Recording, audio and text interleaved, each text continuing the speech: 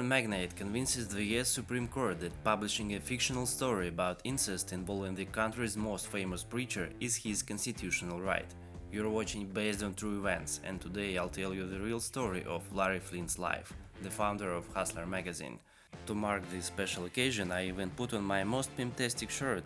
Rate it, taken as in comments from 1 to 10.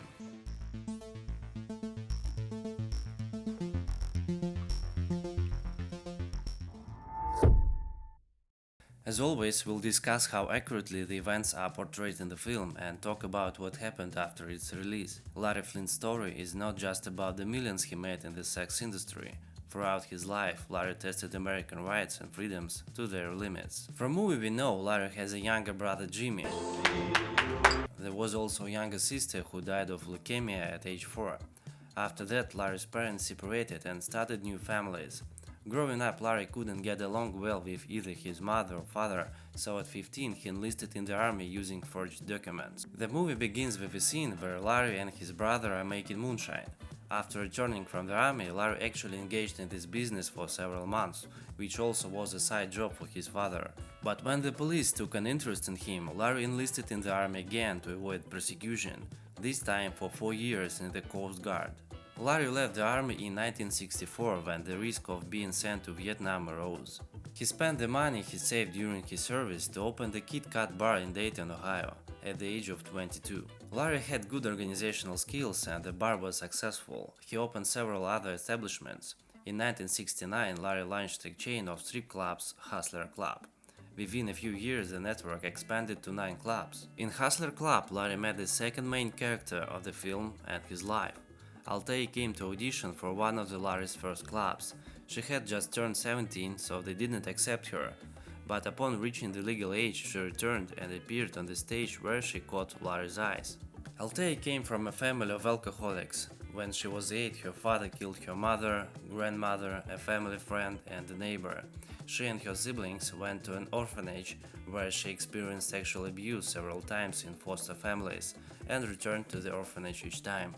At 17, she was kicked out of the orphanage and went to look for a job, and you already know where she ended. B.O.T.E was a talented girl who quickly became a part of the management team with Larry and his brother Jimmy. How did Hustler magazine come to be? In the movie, we are shown that the booklet with nude dancers was meant to save Larry's club from bankruptcy. In reality, it was slightly different. When Larry came up with this idea, his strip empire was doing well, he already was a millionaire. One day, he noticed a brochure advertising prostitutes under a car's windshield wiper. He decided to promote his club similarly by releasing small booklets with pictures of dancers. Thus, Hustler was born. For some time, it existed as a small brochure until 1973 when a crisis hit Larry's strip empire.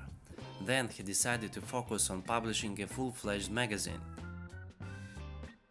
By that time, magazines like Playboy and Penthouse were already popular, featuring erotic photos while positioning themselves as a lifestyle magazine for men.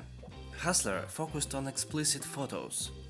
Very explicit photos. For Larry, the real competitor and the reference was not Hugh Hefner, but Alf Goldstein and his magazine Screw. Emerging in 1968, the magazine became known for its provocative and anarchistic stance on issues of sex, culture and freedom of speech. The publication not only featured explicit content, but also actively criticized societal norms, making it revolutionary for its time. Similarly, Hustler along with Naked Bodies published provocative comics and cartoons, often depositing scenes of violence. One of the magazine's ideologies was to reveal taboos and expose fetishes. Larry also used the magazine as a platform for expressing his personal opinions about celebrities, politicians and religious figures in a satirical way. From the first issues, Larry defended his political views on the page of Hustler, with regular reports like sex parties in White House and the dirty secrets of Washington interns. Hustler made a loud statement in 1975, publishing nude photos of Jacqueline Kennedy, former First Lady of the United States.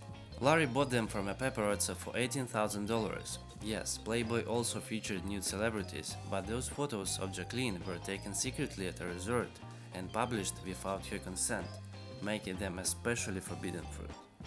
By the way, Hefner refused to purchase the photos. This issue of Hustler was the first to surpass the million copies sold. The scandal increased interest in the magazine, but not only in a positive way. Many morality supporters began questioning the obscenity of what was happening. The situation became such that a very large number of people were interested in the magazine's content and bought it, but would condemn the publication in a respectable society. Starting in 1975, Larry became a constant participant in legal proceedings. Several key cases are shown in the film, but Larry was actually involved in over 200 different lawsuits, mainly concerning the content published in his magazine. In 1976, Larry married Althea Lizer. In the film, we see a dialogue where Larry initially takes Althea's desire to marry him with a skepticism, saying that marriage always ruins relationships. You know, there's nothing more certain to ruin a beautiful relationship than marriage. These words take on a greater meaning when we know that before Althea, Larry had already been married 3 times. His first marriage to Mary Flynt in 1961 lasted only a few months. Almost immediately, he married Peggy Flynt. They had a daughter together, and Larry adopted another girl from Peggy's first marriage. The marriage lasted 4 years, but most of the time Larry served in the army. He didn't stay single even a year before marrying Katie Flynt. They spent 3 years married and had no children. Larry had a total of 5 children, most of whom were born outside of marriage.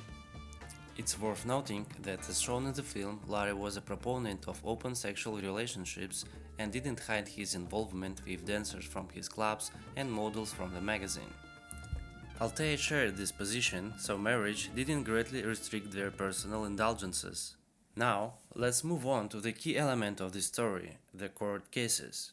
In 1976, the first court session involving Larry Flynt took place. He lost to conservative activist Charles Keating in a case alleging organized crime for distributing obscene materials. In the movie, we see that he was sentenced to 25 years, although in reality he only faced a fine. The case of Flynt vs. Georgia, where he received harsh 25-year sentence, took place the following year. He spent 6 days in jail before being released on bail. To understand the magnitude of Larry Flynt's figure, one needs to know what happened at his court hearings. He didn't attend court just to defend himself and continue working, he used the court as a platform. He saw all lawsuits against him as elements of repressive system, disrespecting his right to freedom of speech. So in response, he treated the court and the process with a maximum disrespect, engaging in provocative speeches and stunts. He appeared in court wearing t-shirt that read "This court", often using obscenities toward judges, calling them fascists and idiots, and claiming they represented a system suppressing free speech and democracy. By advocating for free speech, Flynt once declared in the court that he engaged in freedom pornography, to emphasize that he wasn't just publishing explicit content, but fighting for the right to self-expression and the right of others to express themselves. This statement became a kind of slogan, solidifying his image as a defender of democracy and freedom who wasn't afraid to risk everything for liberty. All his antics were widely covered in the media and actively discussed by the public, making Larry a high visible figure on a national scale.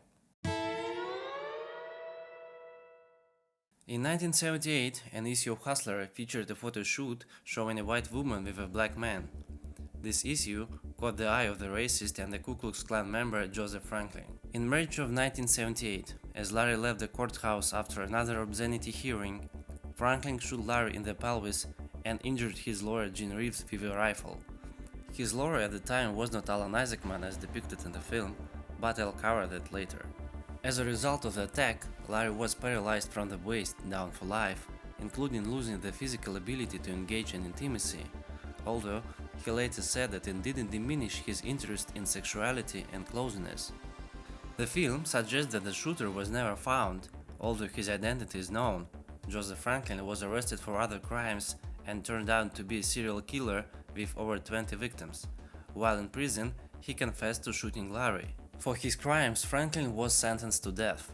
Curiously, Larry even advocated for clemency and a life sentence instead, saying, "Of course I wish him dead, put us in a room together and I'll do to him what he did to me, but I believe the state shouldn't participate in killing people." Chances are they will probably execute him, but not with my support. About a year before the assassination attempt, Larry met Ruth Carter, a prominent evangelist promoting spiritual healing and a sister to the president. She persuaded him to seek peace through faith, even convincing Larry to convert to Christianity. However, his newfound faith didn't last long. After an attempt on his life, Larry became disillusioned with the religion and declared himself an atheist.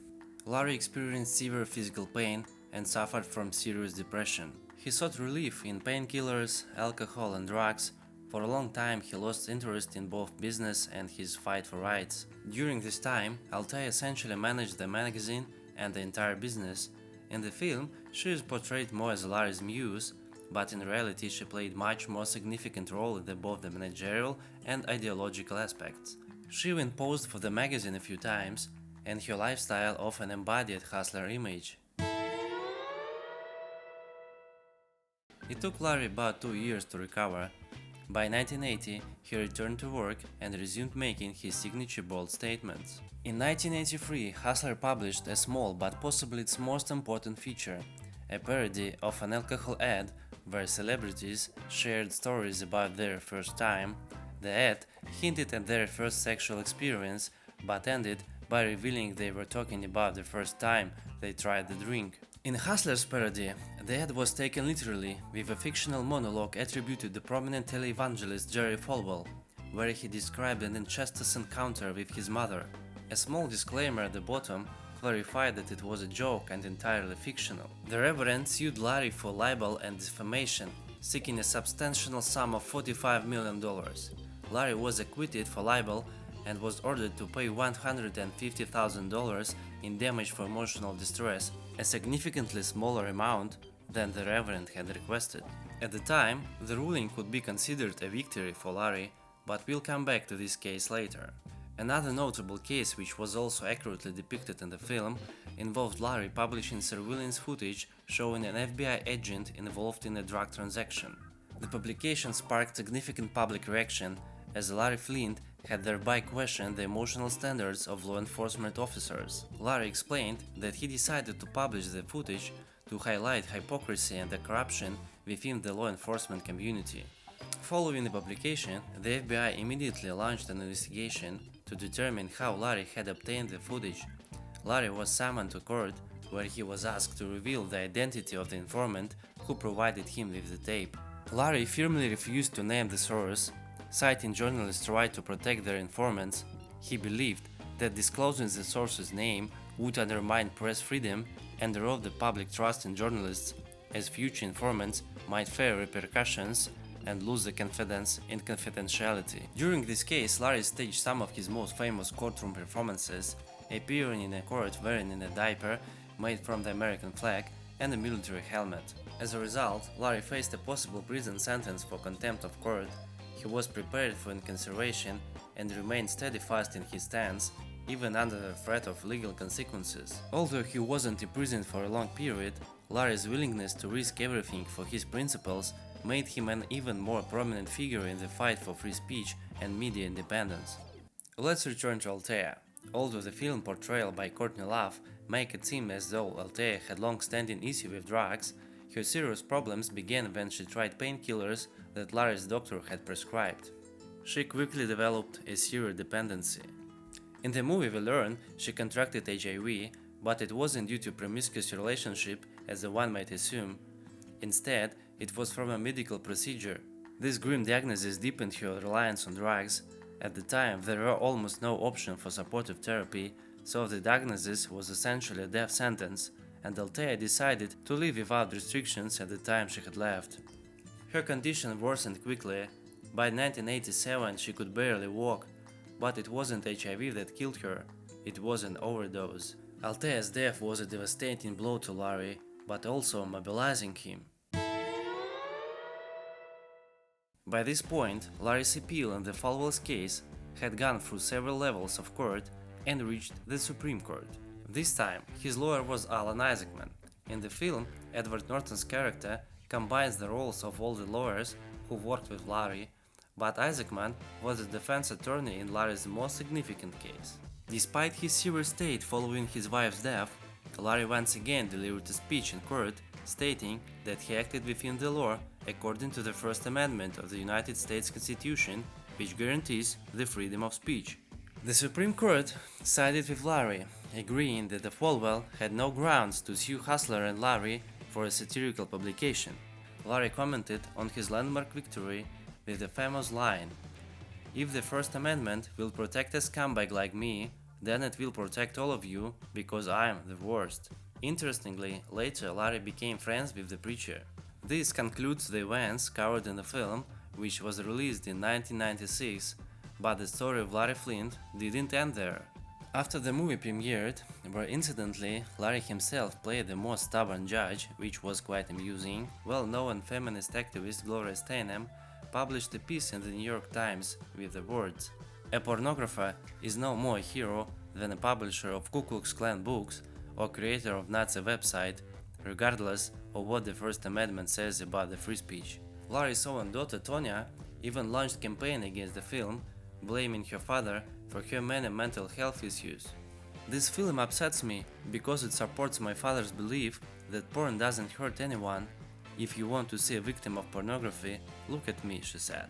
In the 90s and early 2000s, Larry expanded his business by opening several casinos and further growing his sex empire by opening adult stores and launching television channel. In early 2000s, serious disagreement emerged between Larry and his brother Jimmy, eventually escalating into legal conflict.